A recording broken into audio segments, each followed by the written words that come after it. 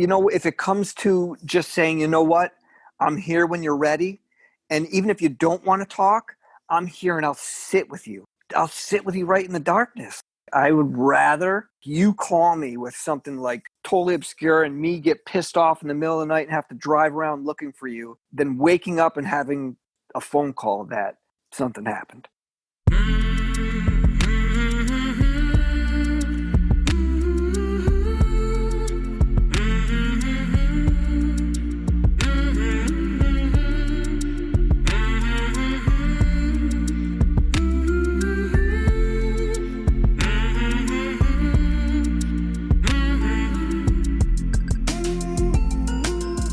Hey there, my name is Sean and this is Suicide Noted. On this podcast, I talk with suicide attempt survivors so that we can hear their stories. Every year around the world, millions of people try to take their own lives, and we almost never talk about it. And when we do talk about it, many of us, including me, we are not very good at it. So one of my goals with this podcast is to have more conversations, and I hope better conversations with attempt survivors. Now, we are talking about suicide. This may not be a good fit for everyone. Please take that into account before you listen. I do hope you listen because there is so much to learn. I want to thank all of you who are listening to this podcast. Perhaps it's your first time or maybe you're listening regularly. Thank you. These stories matter. And clearly you agree. People in 62 countries now have tuned in and heard these stories of these survivors. 25 suicide attempt survivors have been bold enough to come on the show and share their lives with me and with all of you. We are now in our third month. This is our 25th show. Thus far, we have been dropping episodes twice a week. We are going to move to once a week for a couple of reasons. One, I'm starting a second podcast with my partner Kurt Mullen, and it is around storytelling, a particular kind of true personal narrative storytelling. And that podcast is called Grit, True Stories That Matter, so stay tuned for that. The other reason is it's really hard to find people who are willing to share these stories. We are going to move to once a week.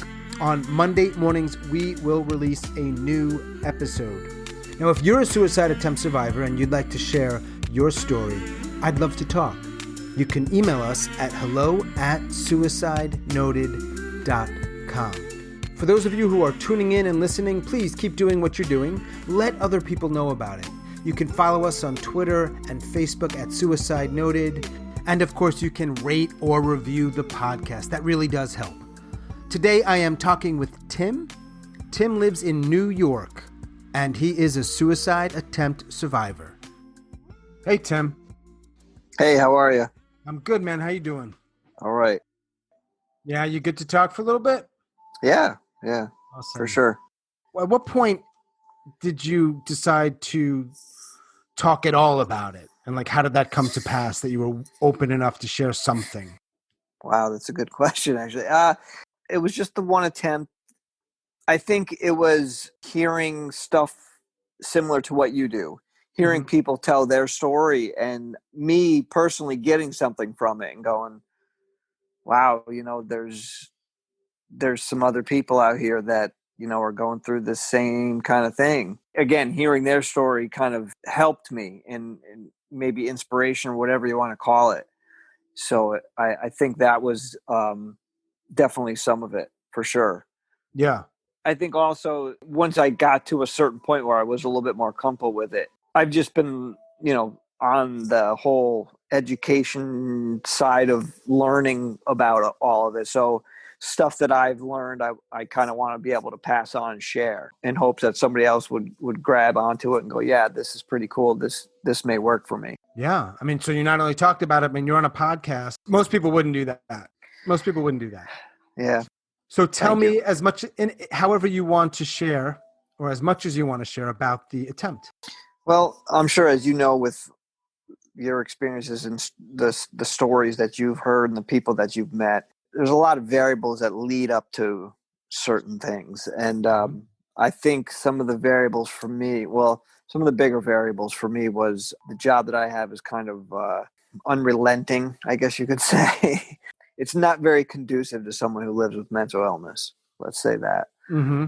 When you're supposed to have scheduled days off and you're forced to work your days off. So you're working, 6 days a week, and some of those days are 10-hour days. It starts to eat away at you. And, add in the fact that a single father, just to try and survive the day alone, but then to try and do as much possible for my son as I can. You know what I mean? Mm-hmm. Mm-hmm. So the whole fast-paced modern world, my work situation, and the fact that my depression can get the best of me. My whole thing is that I try to explain it as the gremlins. That we have gremlins inside of our head.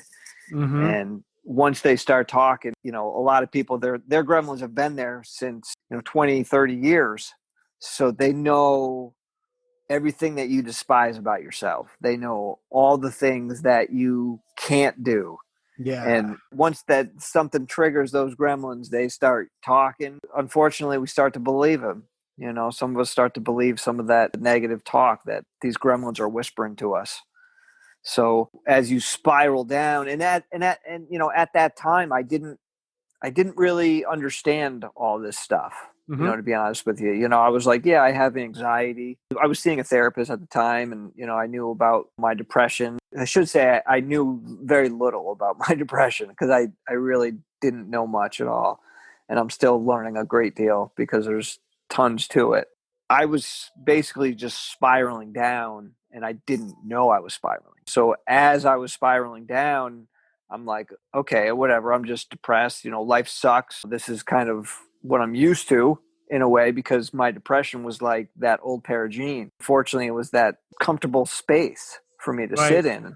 Familiar. Familiar. Perfect Yeah. word. Familiar. Yeah. Absolutely. For me, and I try not to talk a lot here, but I have to share this with you, that non-familiar space, call it happiness or joy, or even something not as high, but just decent. It feels weird sometimes. Right. I'm like, this is going to last. How much time is this going to yeah, it's already over. Like I'm waiting for it to end. Right. Question it. And that's where my anxiety comes into place, because you can't even enjoy those, hour, 2 hours of joy, because as soon as you start to feel it, you're going, in your head, your voices are going, all right, well, when's this going to end? What's going to happen? Why am I feeling this right now? And then how long is it going to be? What's going to happen after I feel this? So you can't even stay in the moment and enjoy it, because it takes over. But so I started to spiral down, and as I'm spiraling down, I'm trying to climb out of that hole. And every time I try and climb out of that hole, I'm getting mouthfuls of sand and more rocks and more dirt, every time I climb. And I'm like, what the heck's going on here? So, here I'm thinking, like, I'll hit rock bottom one of these times, one of these days, and I just keep pumping along. Certain relationships in life, whether it's friendships, years and years ago, I went through a divorce. Mm-hmm. So that always comes into play. You have these abandonment issues that you don't realize that you have. When something, nudges that little piece inside of you, and it keeps nudging it until it falls off the table and breaks open, then you're like, okay, now here's another thing. Just starts adding. It's adding up. Right. Adding up. Right. Most people have a breaking point. Yeah. It was weird because I didn't necessarily have that breaking point. I just had almost like a very, very, very bad panic attack. Mm-hmm. And then there's more to that too, because I also have this weird thing that has to do with the vagus nerve. Oh, wow. Okay. I don't know anything about that. Well, they call it vasovagal syncope, which is like a fancy term for like passing out. It's a little bit more common than you would think, but as more that it happened to me, I looked into it and talked to specialists and saw cardiologists for years. Most people that it happens to, like, they'll pass out, they'll come to within the hour or whatever, they'll be fine and they can kind of go on with their day. Well, when it happens to me, I pass out and I'm like useless for like the next 2 days. Like, I'm throwing up. Wow. I'm weak. I can't move. Well, going back years and years ago, it happened to me, and I was rushed to the hospital. When I was in the hospital, I was hooked up to all these, monitors and all the different machines, and I felt it coming on. I said, look, I'm going to pass out again, because I think they may have put me in like a chair and moved me for like chest x-rays or something, but some kind of movement and I felt like it was going to come on. I passed out. What they happened to notice was that my heart stopped.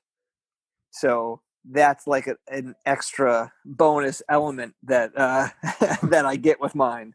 Damn. So yeah. So now I'm going to fast forward again. So when I was having this really bad panic attack, I thought maybe it was more of this vasovagal. Your heart, you feel like you're going to pass out. You're clenching. And at this time I was driving, so I pulled. Luckily, there was like one of those rest areas, so I pulled off, and I actually made I don't know if I texted or phone called to my ex-wife, because we were together for so long. She's been through these with me before, and she just knows what to do. Mm-hmm. And I just kind of wanted to let her know I was where I was. I was at this rest stop, parked, and I'm just laying down in my car. So she was further up north at the time. So she ended up phoning my brother, and one of my brother's good friends at the time, he was a state trooper, which is a good thing. So they came, and then they brought his wife, and somebody drove my car home, and I went in the car with one of them. And they bring me home, and again, at the time I didn't realize why, but I'm like shaking, and they're like, "What, are you like cold, like freezing, like what's going on?" And of course now I realize it was the adrenaline. Right. When you go through these episodes, and it's just like you can't stop shaking, you can't unclench your fists. Man. You can't breathe. So they stayed with me for a little while, as long as they could. And I was like, I'm like, look, let me just sleep it off. I can sleep this off. I've kind of been here before. I think one of them just didn't trust it. They ended up calling my ex-wife, which was good because she brought my son down at the time, and that helped. But I kind of felt bad that they had to like be there. So I was like, I felt like a burden. I was like, I don't want you guys to spend too much time here. I get, because they were up at her parents. They were doing like celebrating. They may have been celebrating like Christmas. It was right around New Year's Eve. I think it was right around that time. Oh, was that how many years ago are we going back? 3, I believe. Okay. It was 3 years. So a few years ago, winter, Yeah. cold. I don't know if it makes winter. a difference, but in my mind, I'm trying to picture it. It does. I mean, that whole seasonal affect disorder is a real thing. You start losing the vitamin D from the sun and all these, the way you cold. think, and it's cold. It's cold. just depressing, right? You can't leave your house much because blah blah blah. So unfortunately, there was a lot of elements that were up against me at the time. So anyway, I told them to go home. I said I'll be fine. Sure enough, I slept for like 3 hours maybe, and woke up, and of course to an empty house, and I'm like, okay, so let's see, what I can do now is look around for something. What can I do? And I had a bottle of pills.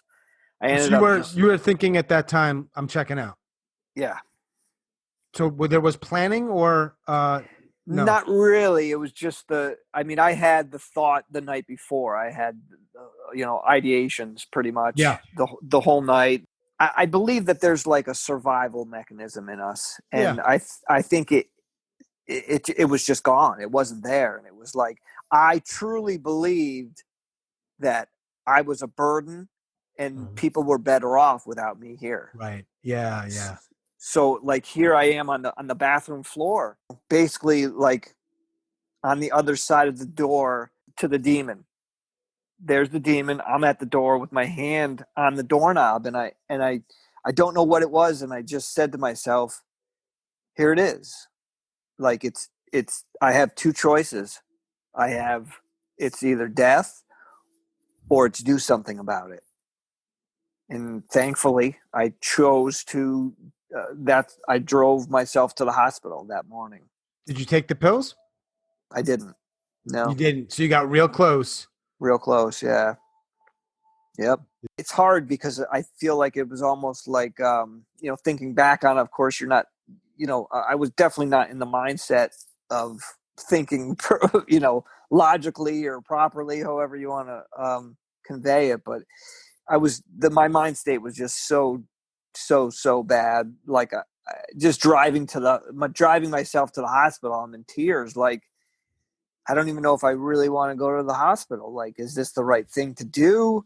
And then you start questioning yourself. Well, like, geez, I fail at everything else, and now I'm going to fail at this.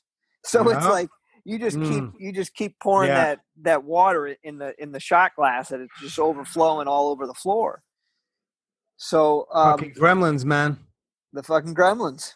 That's what it's the gremlins, and it's I think looking again now, knowing what I know now, and looking back, it's habits, bad habits that we did when we were younger, when we learned these things, and maybe when we were 7-10 years old, they worked and they helped Right. us get through a certain stage. At some point, they don't work, and they create these bad habits, but we always go back to them because we're in this subconscious loop that we live in, and we just like cling to them, and we don't even realize we're doing it. Thankfully, again, like I said, I something inside of me just said, like I said, I really said to myself, like, that's one thing I remember, like, this is it, like, I'm checking out, like, it's either death or it's do something about it. I just wanted a way to stop the pain. I couldn't live the way that I was living. There was no like crazy substance abuse or any of that stuff. It was pure depression, anxiety, and the gremlins, throwing the wrenches and things. And a lot of external factors from what you shared with your For job and sure. being a single dad, and there's other stuff, man. Yeah, the environment for sure gets me. Yeah. I'm again not knowing then, but knowing now, I'm a very sensory person, and plus, I think people want to relate to something else. People want that community. They want to be heard. That's it. So when you start having these ideas in society, and you realize that what society feels is proper, you're like skies away from, like, you know what I mean? Totally. So what you think is funny, society doesn't think is funny. What you think is right, society doesn't think is right. So it's like you have that whole, as Don Miguel Ruiz would say, domestication going on. You're domesticated to this whole culture that, that I look at now, and I'm just like, it's almost disgusting. These people that claim to be humans, it's just, I see things in a different perspective. I notice like sins on every single corner. I notice people doing things that say that they're helping and they're healers, but what they're doing is actually the opposite. There's people that have, they're on a level to help, but those are the people that usually have a hand in why there needs to be help, if that makes any sense. It makes sense to me. Yeah. One of the ways I look at it, I won't name names, but there's a couple people I know. They won't reach out, but they will plaster all over their Facebook page to call NAMI. Great. So that's cool. You put the whole NAMI thing on your Facebook, 1-800, blah, blah, blah. You're not fucking getting it. I mean, there's nothing wrong with doing that. That's a good thing to do. I know exactly. But you're not going to pick up the phone and actually check in. Right. You're full of fucking shit. Full of shit. Thank you. I yes. I actually just made, because I make up some of the memes sometimes, not so much like positive affirmations, just like sayings that I come up with. And I don't remember how I wrote it, but I said something along the lines of like, since when did mental health advocacy turn into, photos of yourself? Right. Like, it's not about you, it's about the cause.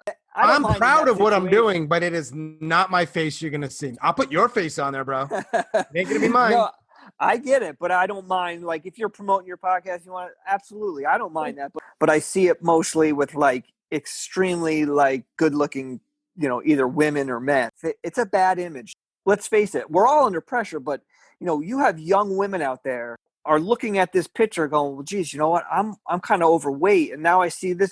I want to be more like her. And it's not helping. It's hurting. It's not helping. It's hurting people. You definitely were right with the environment. The environment is a huge factor. The culture that we live in, and again, when you see things a certain way, you just see people and just how rude they can be. It honestly does not take anything out of your day to smile at a stranger or to say hi or hold a door even. Like, you have no idea what that little tiny insignificant thing can do for somebody. What kind of a change you could make out of somebody's day by just saying hi is like, I'm not telling everybody to be kind and to do all these things, but just to be mindful of, at least don't don't be an ass. Don't contribute to the problem. Yeah. I wanted to ask you, because you had said earlier something about gremlins, right? Oh, I yes. wanted to gauge, well, that's not the right word, gauge, but when you were a kid or like a teenager, did you deal with this stuff? I did, but I didn't notice it. I dealt with it with, music. I'm a big music fan, and I immerse myself into music. What's your favorite? I gravitate towards like the heavier stuff, metal. I'd have guessed that. I don't know why I would have guessed that. Yeah. But I just buried as a younger teen or whatever you want to say. I buried myself in music. I would get lost in the lyrics. It was almost like they were my friends. Like Yeah. these bands that I would listen to would come into my bedroom and like speak to me through the lyrics. Nice. That was my meditation, I guess you could say, back then.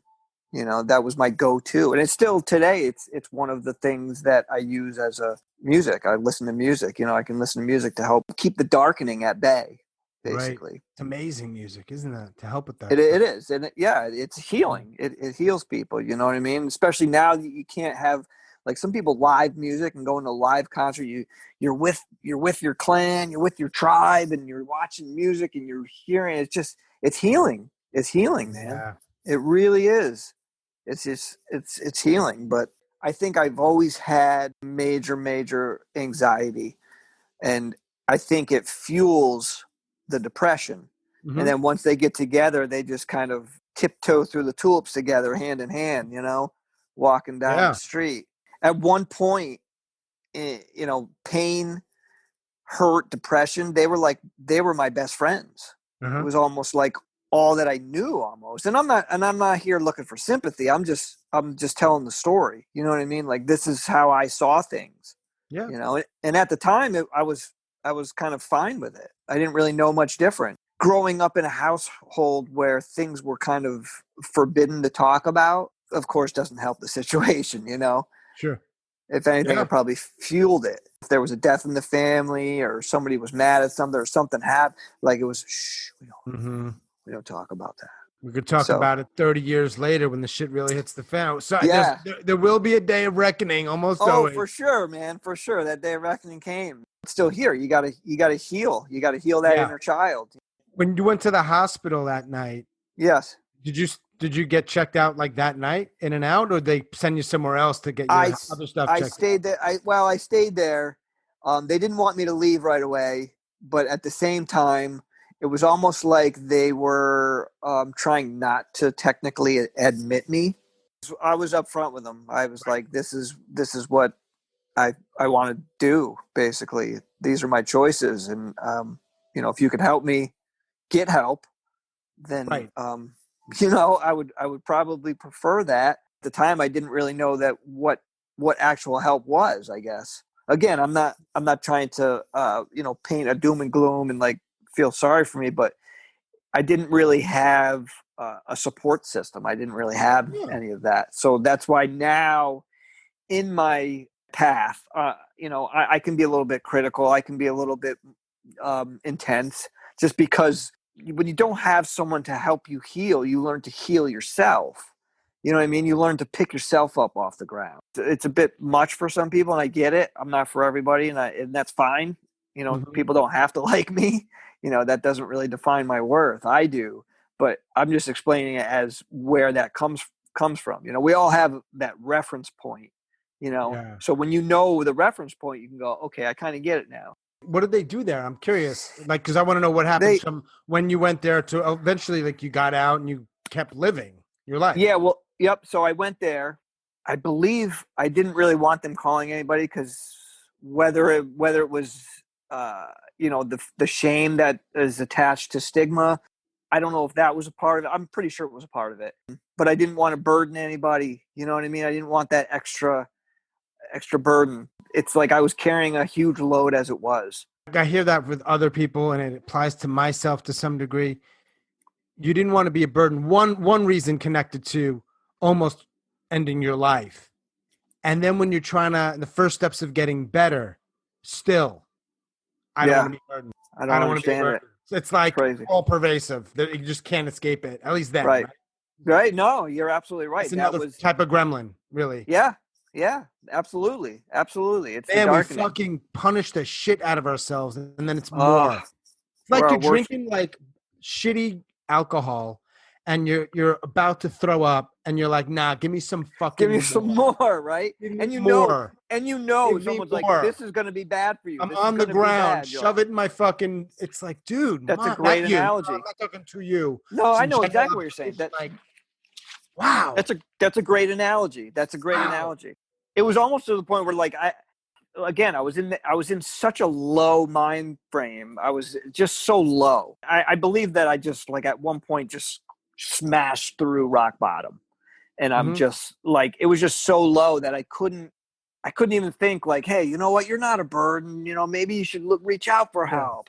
It wasn't even about that. It was just the ruminations, the gremlins. It was all there. Like that whole positivity was just foreign to me. So I'm in there. They were, they go through I don't know if they call it a certain thing. They go through the questionnaire. Mm-hmm. They ask about the medication, who my therapist was, which I believe they may have tried to contact my therapist at one point, but I can't remember. But what ended up happening? They're like, we need to get a phone number because we can't let you leave by yourself.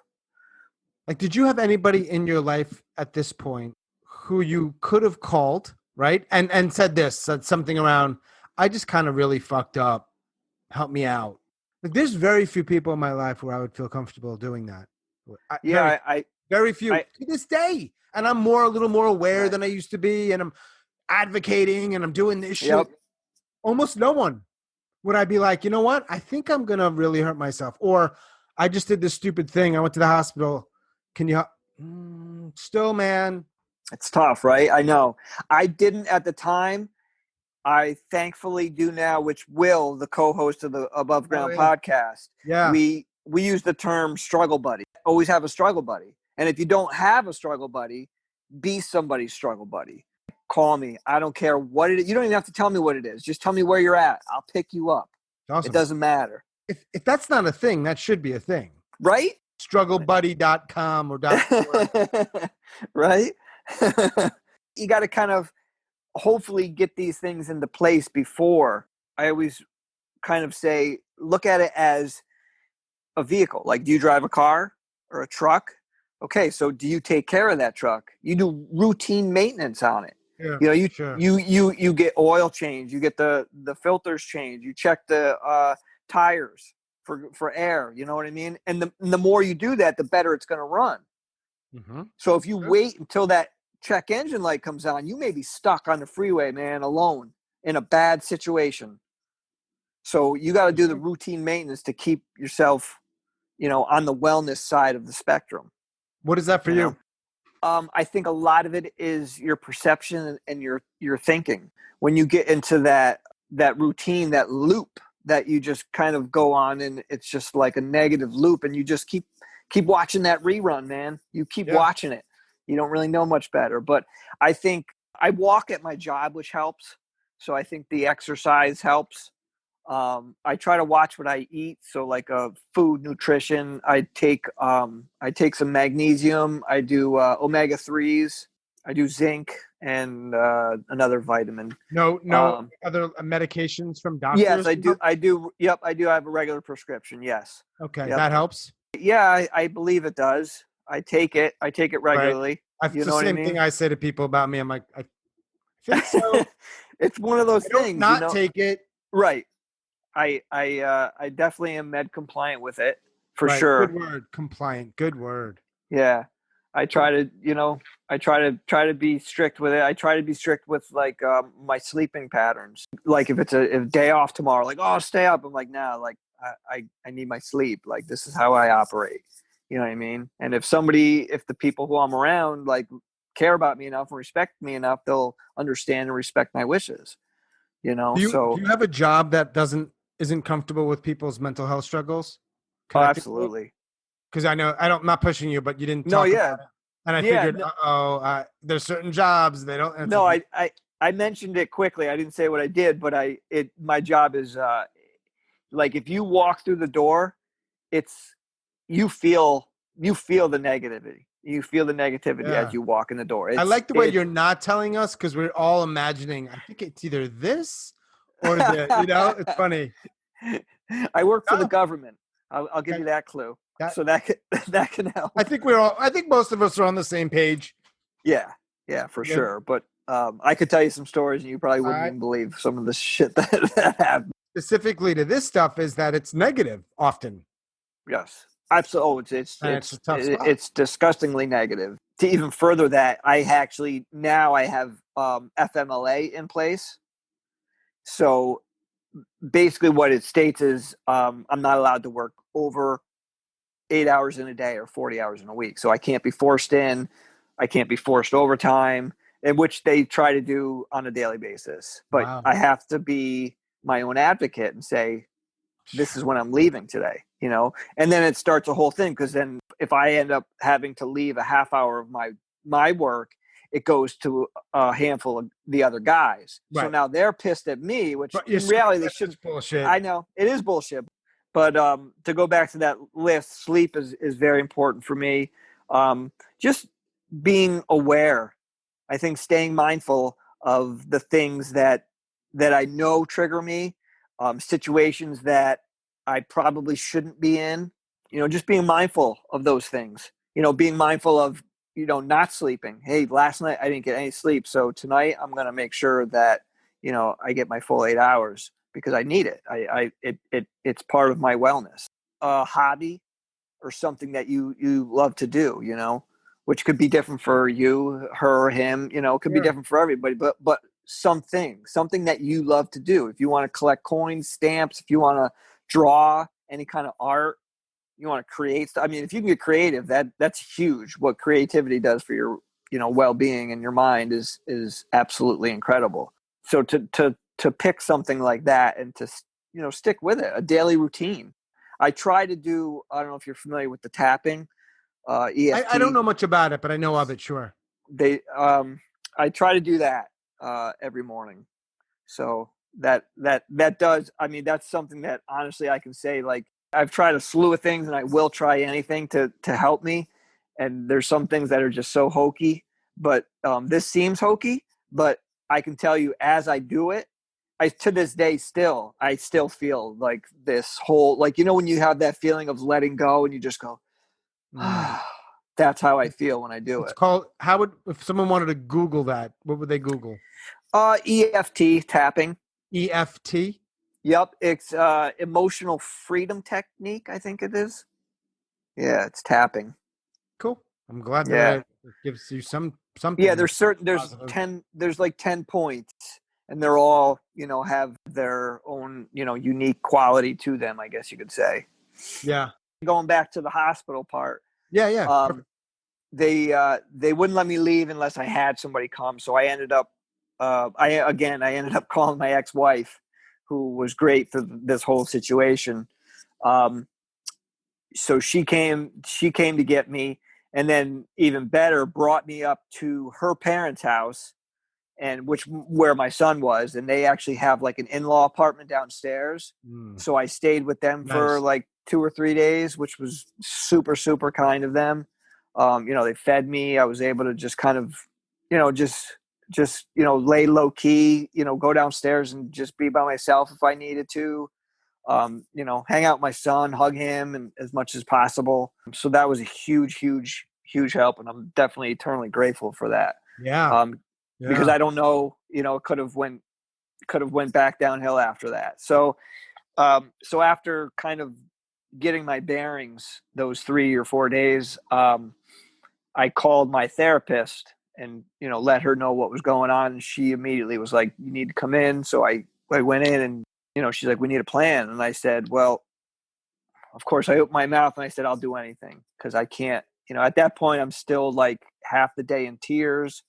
I'm just weak. I'm just overwhelmed. I'm irritable. I'm just done. I'm like ready to throw in the towel. And I said, I'll do anything. So she said, okay, that's all I needed to hear. So she called a place that we have out this way called Four Winds.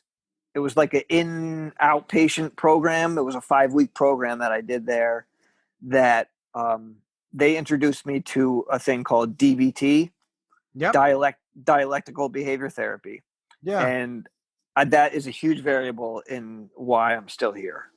It was tough the first week because it's like group.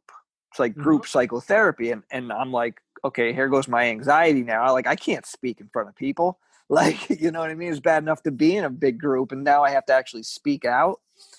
So the first week or so was very tough because I was just so low that I couldn't really understand or get any of the stuff that they were teaching us. You know, it didn't really make any sense. They were, at one point, one of the therapists was like, tell me one thing positive that happened to you today. And I'm like, I can't tell you one thing. I would probably leave that meeting at that point. I'm glad you did.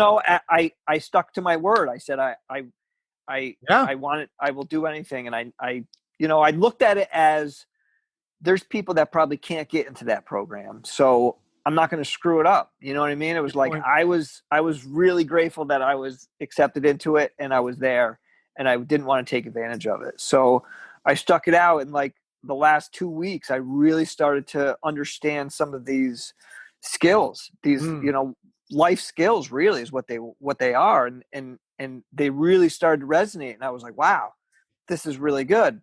And then like one of the last few days I was there, we were in like a group therapy, and there was this one kid that I made friends with in there.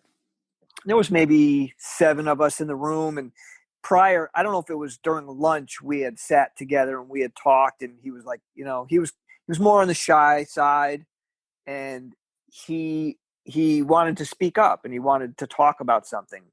He's like, either somebody speaks up before me and they get the turn, or so later that day we had a group together, and normally like they'll start off, say, anybody have anything that they want to bring up, and if nobody speaks up, maybe someone eventually will, but so nobody did. And I said, if it's okay, so-and-so would like to speak, he would like to add something. And he did, and we talked about it, and he came to thank me afterwards. And it honestly made me feel really good.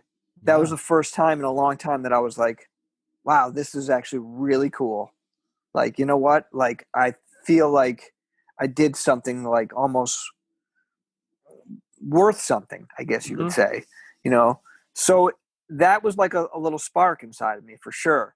So then fast forward another week, I have to leave because insurance, they won't cover anymore. So blah, blah, blah.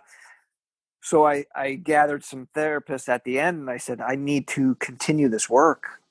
Is there any kind of groups going on? Can you refer me to some specialist maybe that will focus on DBT and the skills? They gave me some numbers. Nothing worked. I called numerous places.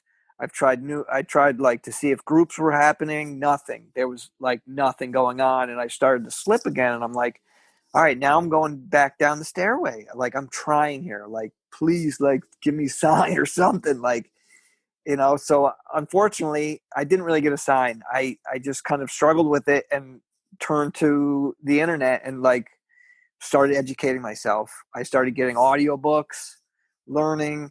But on your own. On my own. Your own, without community, without any group, without any, man. Good for you, good for you. But thanks. I went to my therapist and then told her what was going on. And she was like, why don't you just start a group? And I'm like, I can't do that. Like, look at me. I don't know shit. Like, what can I do for somebody? I don't know what I'm doing. She's like, I think you can do it. I think you should do it.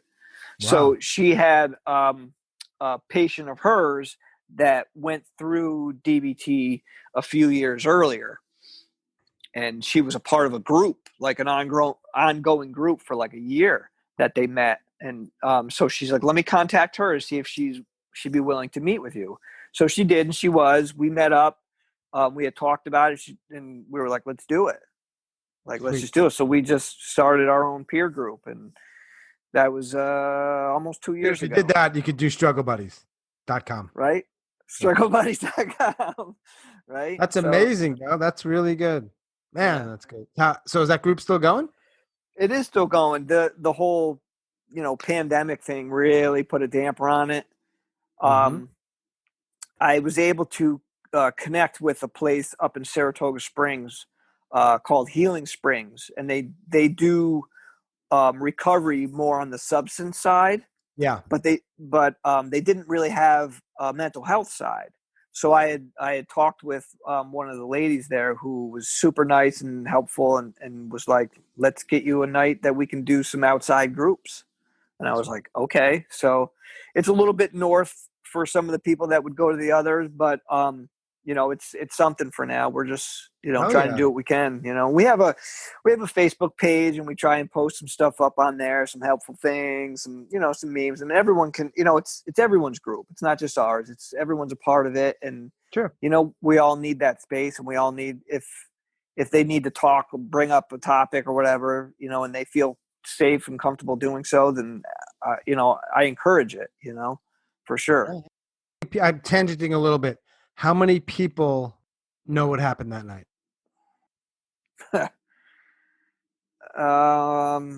We got at least your ex-wife, and we've got at least one therapist. We're not going to include the emergency room nurse who just... Yeah, so I would say my friend Will, who I do the podcast with. Yeah, sure. And then I had another friend I was good friends with. I worked with him, and he unfortunately ended up dying by suicide like a year and a half ago. He knew.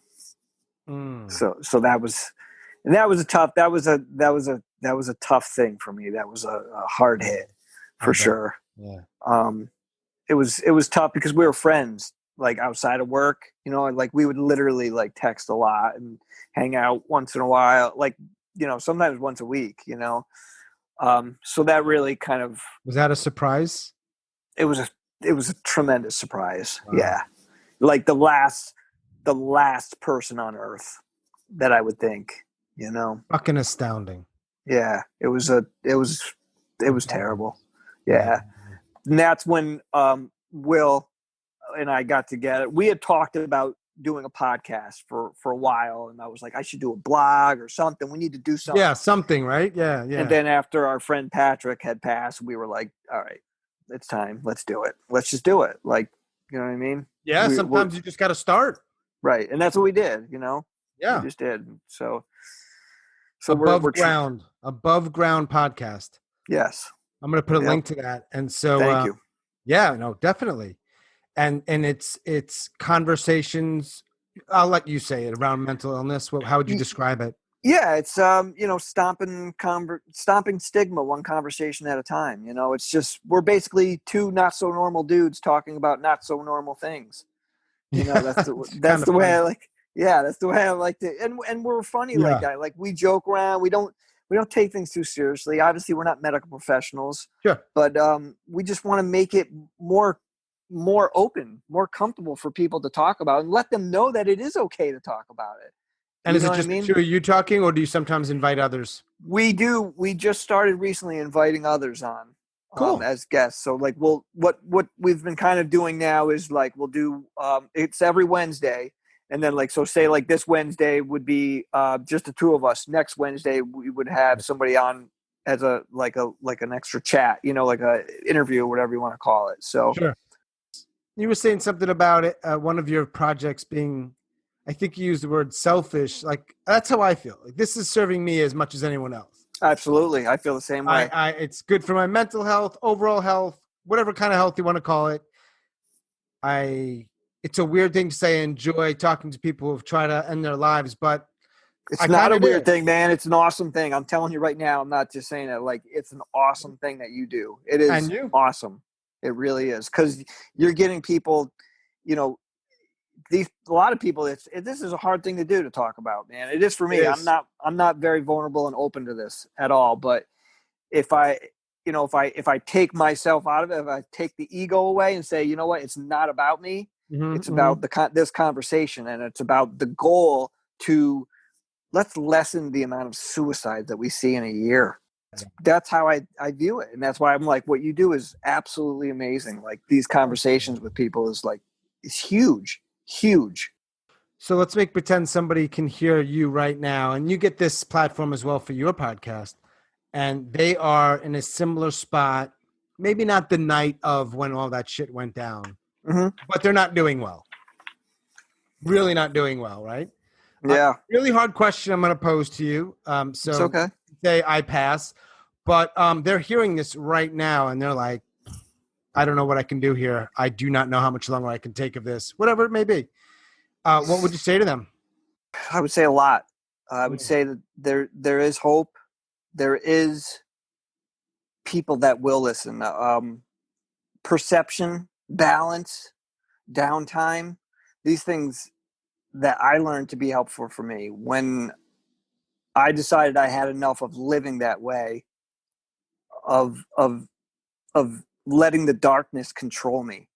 And a lot of people use diagnosis, and I don't really like diagnoses. I don't. People. That's the first thing that people like to ask, and we are not our diagnosis. We are much more than that. Sure. You know what I mean? Sure. So that, just again, the perception, language, the way that you talk to others, the way that you talk to yourself is so important.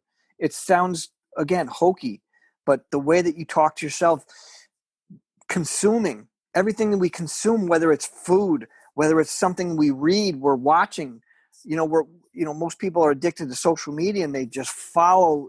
It's like, how many times can you put out a fire for somebody that wants to watch the fire? Yes. They don't care if they get burned. They just want to sit by the fire and let it go and let it rip. It's Yeah. like, no, man, don't watch that fire, because that fire will pull you in. It's insidious. It's tricky though, isn't it? It's It tricky. is. Believe me, it is. So I would say that there's hope. I would say that, reach out to somebody. Doing something is better than nothing. Mm-hmm. I feel that what we have is a gift. I feel like we've been touched with this gift, and it's not really ours to wear as a badge. It's something that we have to pass on. Mm-hmm. It like, maybe give somebody hope, make somebody not feel so alone, maybe be inspired, maybe educated on the facts of mental health, maybe just having them, have courage for an hour out of the day, maybe letting them know that there's somebody that does understand where they're at, without comparing diagnosis or pain or hurt or trauma, just to say, like, I do get it. Maybe one of ours is worse, but I hate that whole comparison thing. That's awful. It's the quickest way to an unhappy and unhealthy life, is comparing. Yeah, I know. And it's something, unfortunately, taking things personally is something that I do, and I struggle with, but try not to take things so personally, because at the end of the day, we are like a a, a piece of ant shit on a blade of grass. Good Like, we point. really don't matter that much to where the universe is saying, let's single out this dude and make him suffer, or let's let this woman get pulled over by a police officer and get a ticket. Like, we're not that important, man.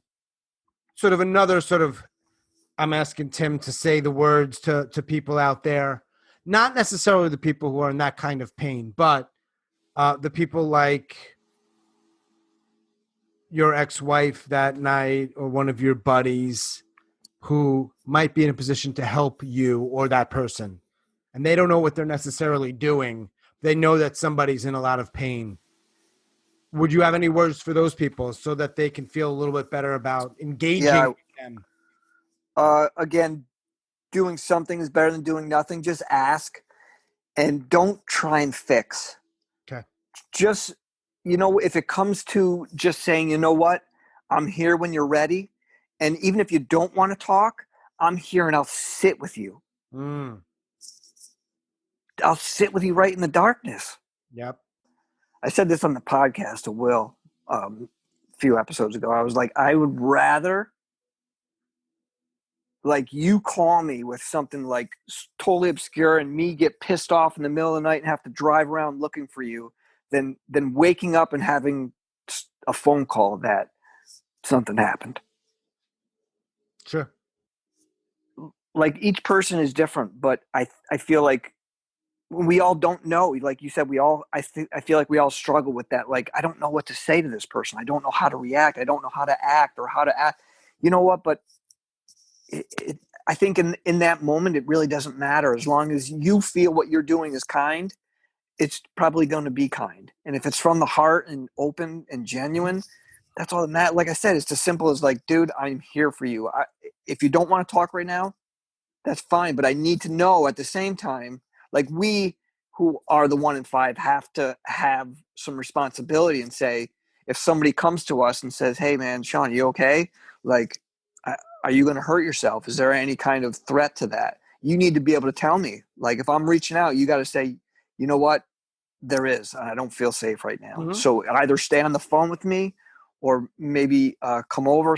Let's, Yeah. like, there needs to be that for sure. Yeah, man. Good I stuff. don't know if that helped, but It's very helpful. And some stuff I've heard before, some stuff I haven't. All of it's good because it's all a reminder. I mean, people need to hear this way more than they're ever going to. So you're right. I want people to say it again and again. And I do think there's special value when it comes from people who have been in a certain lived experience. Right. I just think it has, I just think it has more weight. I For agree. me. I agree. We're like wounded healers. You know what I mean? Yeah, man. How old's your son, by the way? He is 14 now. Wow.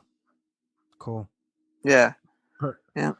He's probably better off that his pops didn't do that to himself. Yeah. I try and tell myself that. Yeah, I yeah. think so. I think I don't know. I don't know anything really about you or his relationship, but I'd like to believe it's probably for the good. I do too. I appreciate it. I'd like to believe the same. Yeah. Anything else? I would like to add a couple things real quick. Definitely, I won't take up too much of your time. Oh, it's all but good. I do think that something that we should focus on is in this Western culture, we focus on, the symptoms and taking care of this, treating the symptoms and not the cause. We need to get it at the root.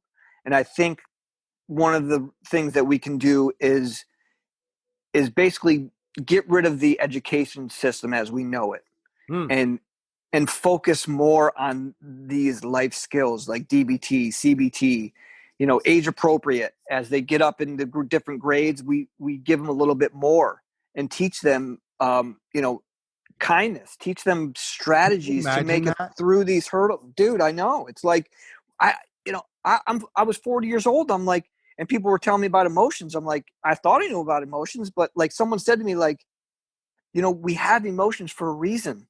Like, it's okay to feel them. There's a reason you have fear. There's a reason you're sad. Right. Sometimes those aren't sometimes what we're feeling isn't facts, but it is a fact that we do feel this way.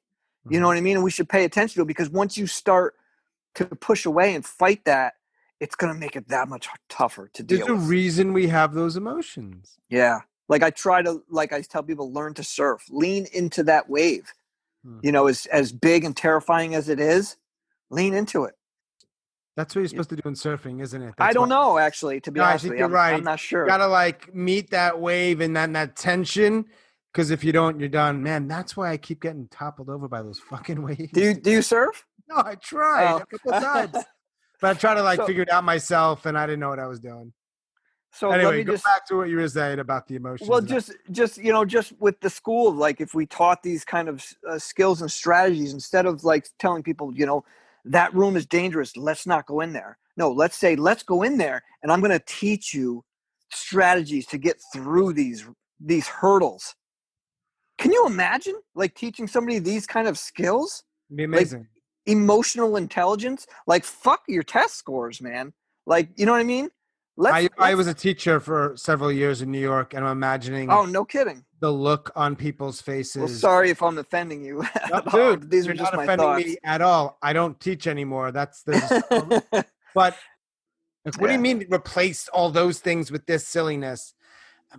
What if we did? What would happen there? I don't want to pat myself on the back, but I would say that you would start to see a significant difference, a noticeable difference.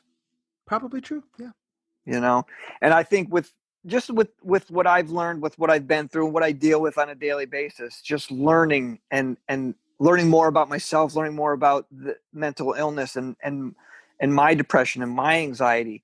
I believe that mental health in general is a spectrum. I think we all have mental wellness, and on one end of the spectrum is illness, and one end is wellness.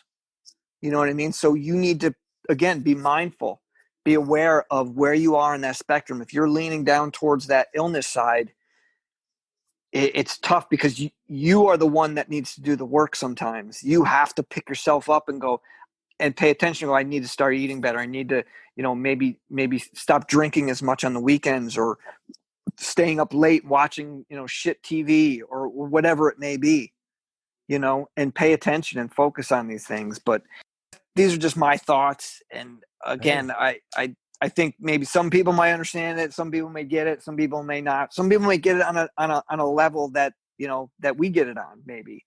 But I guess to everybody out there, know this, that you're not alone. And I think we are stronger together. And if we join in this fight, stomping out stigma, doing what you're doing, talking about, trying to decrease suicide, trying to talk about these difficult topics, making them more acceptable in conversations, I think we can learn from each other. And and I think we have to accept these things in us in order to write new chapters, because the story's not over yet, and you can continue to write your story the way that you want it to. I didn't choose this story. I didn't choose this illness, but I do make a choice daily to do what I can do to make it better. And if I can help somebody else along the way, that's having the cake and eating it too. For real. And rest in peace, Eddie Van Halen. Yes, for sure, man. Agree. Yeah, that's a big one. That's a big one. Yeah. Despite having a podcast, Above Ground podcast, you're not necessarily super comfortable talking about some of the things you shared. So for both you and me and everyone who hears it, that's a huge thing, man. So thank you. Thanks. AboveGroundPodcast.net. It's available wherever you podcast. All right, man. Be well. Have a good night. All right. Strong, you too, man. Be well. Be safe. Bye. Bye.